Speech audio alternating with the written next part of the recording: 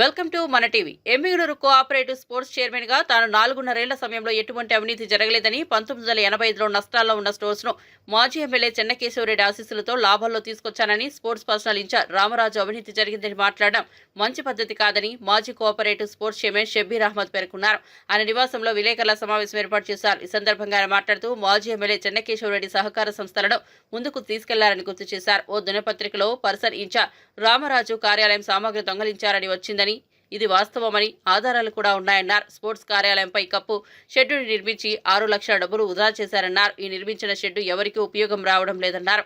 అలాగే 35 మంది general body సమావేశానికి హాజరైతే వారి పేరిట 3,500 ఖర్చు అయితే 87,000 రూపాయల లెక్కలు చూపించి అవినీతికి పాల్పడ్డారన్నారు. సంస్థకు ఇన్వెస్టర్ కోసం నిధులు మంజూరు చేసుకుని వేయలేదన్నారు. స్థానిక ఎమ్మెల్యే జయ నాగేశ్వరరెడ్డి నూతన పాలక వర్గానికి ప్రతిపాదన పంపిస్తే పర్సన్ ఇన్ఛార్జ్ రామరాజు, నూతన చైర్మన్ గట్టు అల్తాఫ్ కు ఈయన అడ్డుపడుతున్నారని తెలిపారు. స్పోర్ట్స్ కు చాలా మంది అప్పులు ఉన్నారని, నాపై అనవసరంగా ఆరోపణలు చేస్తున్నారని మండిపడ్డారు. ఆయనకు నేను బెదిరించినట్లు ఆరోపణలు చేస్తున్నారని, ధైర్యం ఉంటే నిర్మించాలని డిమాండ్ చేశారు. గత పాలకవర్గంలో అవినీతి జరిగిందని, ఇష్టం వచ్చినట్లు మాట్లాడితే సహించేది లేదని ఆయన తీవ్రంగా ఖండించారు. వాస్తవాలు తెలుసుకుని మాట్లాడాలని హితవు పలికారు. ఈ సమావేశంలో రియాజ్ అహ్మద్, పాల ఈరన్న తదితరులు పాల్గొన్నారు. అందరికీ ప్రెస్ సోదరులకు నమస్కారం. నేను స్టోర్ చైర్మన్గా 4.5 సంవత్సరాలు ఉన్నాను. పెద్ద ఆయన చెన్నకేశ్వరెడ్డి గారి ఆశీస్సులతో, మాజీ ఎమ్మెల్యే గారి ఆశీస్సులతో నేను 4.5 సంవత్సరాలు ఉన్నాను. నా హయాంలో అవినీతి ఏమీ జరగలేదు, అస్సలు జరగలేదు. ఇంకోటి నేను గర్వంగా చెప్తున్నాను, 1985లో లాభాల్లో వచ్చింది స్టోర్. 1985 నుంచి అప్పటి నుంచి సంస్థ లాస్ట్లోనే ఉంది. నా హయాంలో లాభాల్లోకి వచ్చింది, ఆ క్రెడిట్ నాకే. తర్వాత రామరాజ్ గారు ఏమంటున్నారంటే, రైస్ మిల్ లోన్ విషయం, లోన్ కట్టడానికి ఎవరు పట్టించుకోలేదన్నారు. అది అబద్ధం. ఎందుకంటే పెద్ద చెన్నకేశ్వరెడ్డి గారు లెటర్ కూడా ఇచ్చినారు, మంత్రి గారికి ఇచ్చినారు లెటర్. ఓటీఎస్ కింద రైస్ మిల్ లోన్ సెటిల్మెంట్ చేయండి. పెద్ద చెన్నకేశ్వరెడ్డి గారు ఇది సాక్ష్యం చూడండి, వ్యత్యాసం. ఇంకోటి మాజీ ఎమ్మెల్యే చెన్నకేశ్వరెడ్డి గారు సహకార సంస్థలు అన్నింటినీ పట్టించుకొని అన్ని ఒక లైన్ తెచ్చినారు, అన్ని లాభాల్లో తెచ్చినారు పెద్ద చెన్నకేశ్వరెడ్డి గారు. తర్వాత ఇంకోటి విషయం, రామరాజు గారు మన ప్రెస్ మీట్ పెట్టినారు. ప్రెస్ మీట్ పెట్టి ఆయన ఏమన్నారు, గత పాలనలో అవినీతి జరిగిందని. అవినీతి అస్సలు జరగలేదు. తర్వాత ఇంకో విషయం, ఈయన పేపర్కి వచ్చింది న్యూస్, ఆయనది ఏమని వచ్చింది, కార్యాలయం సామాగ్రి దొంగలించి ఇంటికి తరలింపు అని పేపర్కి వచ్చింది. ఇది వాస్తవం, ఇది ఎవిడెన్స్ కూడా ఉంది మన దగ్గర.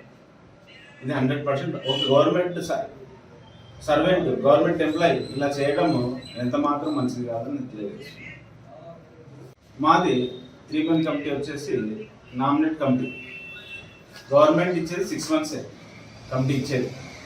ఆ కమిటీ 6 మంత్స్ కమిటీ ఇవ్వాలంటే government డిఎల్సిఓ, DCO, MLA sir proposal పంపించాలి. 6 మంత్స్ వస్తే ప్రపోజల్ పంపిస్తేనే మాకు ఈ కమిటీ వస్తుంది, లేకుంటే రాదు 3 మంత్ కమిటీ.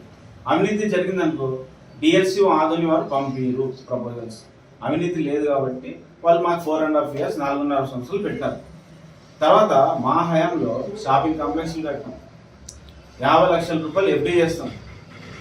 స్టోర్స్ 85 తర్వాత నష్టాల్లో ఉంది, మా హయాంలో లాభం వచ్చింది. లాభం డబ్బులు మేము ఎఫ్డీ చేస్తాం. ఎందుకు చేస్తాం 50 లక్షలు ఎఫ్డీ అంటే, రైస్ మిల్ లోన్ కట్టి అది పక్కకు పెట్టినాం. కొత్త షాపింగ్ కాంప్లెక్స్ కట్టినాము, అభివృద్ధి బాటలోకి తెచ్చినాము. ఇంకోటి, మన హయాంలో ఆడిట్ అన్నీ అయిపోయింది, కంప్లైంట్ లేకుండా. ఆడిట్ రిపోర్ట్స్ కూడా ఈడే ఉన్నాయి చూడండి. ఏం ఆడిట్ కూడా నో కంప్లైంట్గా, ఆడిట్ కూడా గవర్నమెంట్ ఆఫీసర్స్ ఆడిట్ చేస్తున్నారు. ఆడిట్ కూడా కంప్లీట్ అయింది, నో రిమార్క్స్ ఆడిట్లో. ఆయన అవినీతి చెప్తున్నాడు, అబద్ధం. ఆడిట్ కంప్లీట్ కాదు. ఏమైనా అవినీతి ఉంటే ఆడిట్ కంప్లీట్ చేయరు. వాళ్ళు స్పెషల్ రిపోర్ట్ రాస్తారు ఆడిట్లో, తర్వాత సర్చార్జ్ చేస్తారు, అవన్నీ ఉంటాయి ప్రాసెస్. అది ఏం ప్రాసెస్, స్పెషల్ రిపోర్ట్ లేదు కాబట్టి అవినీతి లేనట్లే. ఈడే ఉన్నాయి కదండి ఆడిట్ రిపోర్ట్స్, నో రిమార్క్స్ లేకుండా ఈడే ఉన్నాయి ఆడిట్ రిపోర్ట్స్. ఏం అవినీతి జరగదు. రామరాజు గారు మన ప్రెస్ మీట్లో చెప్తున్నారు, ఏమని చెప్తున్నారు, సభ్యులు ట్యాంపర్ చేస్తారని. ఉన్నది ఉన్నట్టు రాస్తే ట్యాంపర్ అవుతుందా అండి?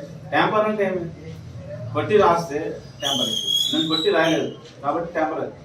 జనరల్ బాడీ మీటింగ్ 6 మంది వచ్చినారు, 6 మంది అని రాసినాను అంతే. దాంట్లో తప్పేముంది? కోఆపరేటివ్ సంస్థకి 166 మెంబర్స్ ఉన్నారు ప్రజెంట్. ఇవి 160 మంది అప్రూవ్డ్, ఆడిట్ అప్రూవ్డ్ మెంబర్స్. ఆడిటరే అప్రూవల్ చేస్తారు, ప్రజలని ఆడిటర్ గారే అప్రూవ్ చేస్తారు. రామరాజు గారు మన ప్రెస్ మీట్లో ఏం చెప్పినారంటే స్టోర్స్ బజార్కి తెచ్చినారు అని ఆయన చెప్పారు. ఫస్ట్ బజార్కి తెచ్చింది ఆయన. ఫస్ట్ జ్యోతి పేపర్కి వచ్చింది, తర్వాత ప్రభా పేపర్కి వచ్చింది. ఫస్ట్ ఆయన పేపర్కి స్టేట్మెంట్ ఇచ్చింది ఆయన ఫస్ట్. మీరు రామరాజు గారు ఏం మాట్లాడినా కూడా ఎవిడెన్స్ పెట్టుకొని మాట్లాడాలని నేను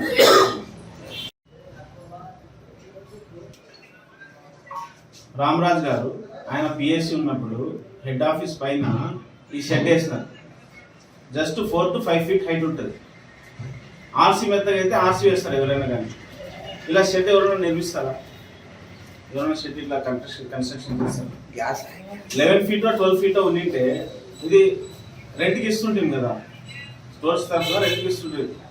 రెంట్ వస్తుండే ట్యూషన్కి కానీ ఫంక్షన్ హాల్కి కానీ ఇచ్చింటే రెంట్ వస్తుండే కదా. ఈ సంస్థ డబ్బులు వృధా చేసినాడు ఆయన. 6-4 లక్షల రూపాయలు ఖర్చు పెట్టినాడు దీనికోసం. ఇది ఖర్చు ఎంత అవుతుందండి? 6-4 లక్షలు అవుతుంది. ఇది అవినీతి కాదా? ఇది ఎంత అవుతుంది? 2-3 లక్షలు అవుతుంది అంతా అప్పట్లో. ఇది అవినీతి కాదా అని చెప్తున్నాను నేను సభాముఖంగా. రామరాజు గారు జనరల్ బాడీ మీటింగ్ ఏర్పాటు చేశారు. ఏర్పాటు చేసింటే జస్ట్ 35 మంది అటెండ్ అయినారు. 35 మందికి ఆయన 91,000 రూపాయలు ఖర్చు పెట్టారు. 35 మందికి ఒక మనిషికి ఒక భోజనం 100 రూపాయలు అనుకోండి, 3,500 లేదు. ఆయన ఎక్స్ట్రా ఎంత చేసినాడు? 87,000 రూపాయలు ఎక్స్ట్రా చేసినాడు. ఇది అవినీతి కాదా అని చెప్తున్నాను. ఇన్వర్టర్ తెచ్చిస్తానని, బ్యాటరీ ఇన్వర్టర్ తెచ్చిస్తాను, సంస్థకి తెచ్చివ్వలేదు. సంస్థకి బ్యాటరీ ఇన్వర్టర్ తెచ్చిస్తానని తెచ్చలేదు. ఒక బిల్లు ఒకటే తెచ్చినాడు. ఇది అవినీతి కాదా అని డెబిట్ అయింది, అది కూడా ఉంది బ్యాంక్.